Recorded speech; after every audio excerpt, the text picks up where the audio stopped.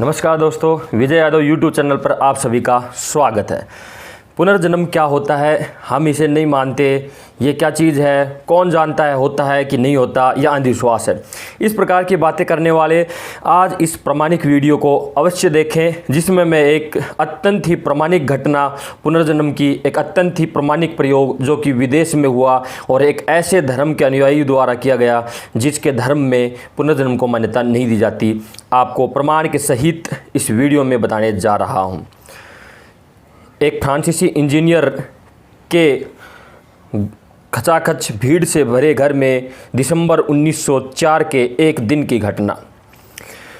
फ्रांसीसी इंजीनियर का घर खचाखच भीड़ से भरा हुआ था कि फिर अचानक उसमें अधेड़ उम्र के कर्नल डिरोचाज प्रवेश करते हैं। उनके प्रवेश करते ही कमरे में, घर में चारों तरफ खामोशी छा गई और आज ये सभी लोग यहाँ पर पुनर्जन्म के प्रमाण देखने के लिए एकत्रित हुए थे।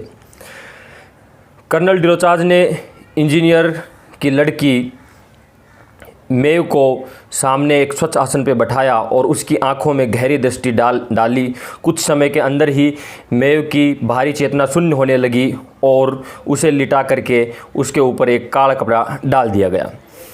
तत्पश्चात कर्नल डिरोचाज ने कहा कि अब इसके सूक्ष्म शरीर पर मेरा अधिकार है, इसको मैं काल व ब्रह्मांड की अनंत गहराइयों में ले जाकर और पूर्व जन्म के अनेक अनुभव कराकर लाने में सक्षम हूँ। सौभाग्य से कर्नल डिरोचाज भारत के सम्मोहन या जिसे विदेश में मैस्मेरिज्म भी कहा गया कि मीमांसा से अवगत थे और यह सब विधियाँ वो जानते थे। जैसे मेव जो लड़की थी वह लेटी हुई थी और कर्नल डिरोचाज ने उससे प्रश्न करना आरंभ किया कि बताओ मेव, तुम्हें कैसा महसूस हो रहा है, तुम्हें क्या दिख रहा है।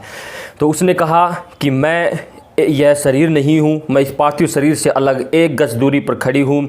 हरे नीले रंग की एक रंगीन प्रकाश में मेरा शरीर है और उसके अंदर एक ज्योति रूप में मैं हूँ, यही तो मैं आत्मा हूँ।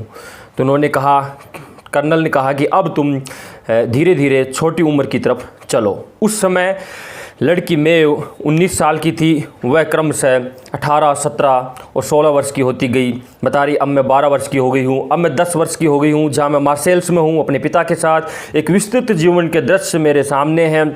तत्पश्चात वो और छोटी होकर के फिर अब थोड़ी देर चुप रही। तत्पश्चात कहा उसने कि अभी मैं 1 वर्ष की थी, इसलिए मैं बोल नहीं पाई और वह अपने पूर्व जन्म के अंतिम क्षणों में पहुंची, जहां से फिर वह और छोटी प्रारंभ होती गई और फिर वह बताने लगी कि हाँ, मैं ग्रेट ब्रिटेन के एक समुद्री तट पर हूँ।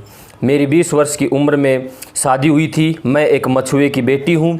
मेरे पति जो है उनके पास एक छोटा जहाज़ था और उसी जहाज़ के अंदर वो मर गए। किसी तूफ़ान में फंसने की वजह से वह जहाज़ भी नष्ट हो गया। मेरे एक 2 साल की पुत्री थी, जो पुत्री भी मर गई। तत्पश्चात मैंने भी शरीर पानी में डूबकर, समुद्र में डूब करके आत्महत्या कर ली और उसके पश्चात मैं बाहर निकल गई हूँ अपने शरीर से। मैं अपने शरीर को मछलियों द्वारा खाते हुए देख रही हूँ। जैसे ही मैं सूक्ष्म शरीर से बाहर निकली हूँ, ऐसी ही अनेक सूक्ष्म शरीर में आत्माएं मेरे चारों तरफ हैं, जिनसे मैंने बोलने का प्रयास भी किया, लेकिन किसी ने कोई उत्तर नहीं दिया। अंततः मैं अपने अब पति को और अपने पुत्र को ढूंढ रही हूँ, लेकिन वो मुझे कहीं नहीं मिले। मैं अत्यंत दुखी हूँ और फिर पता नहीं किस अज्ञात प्रेरणा ने मुझे मेव के इस शरीर में धकेल दिया है।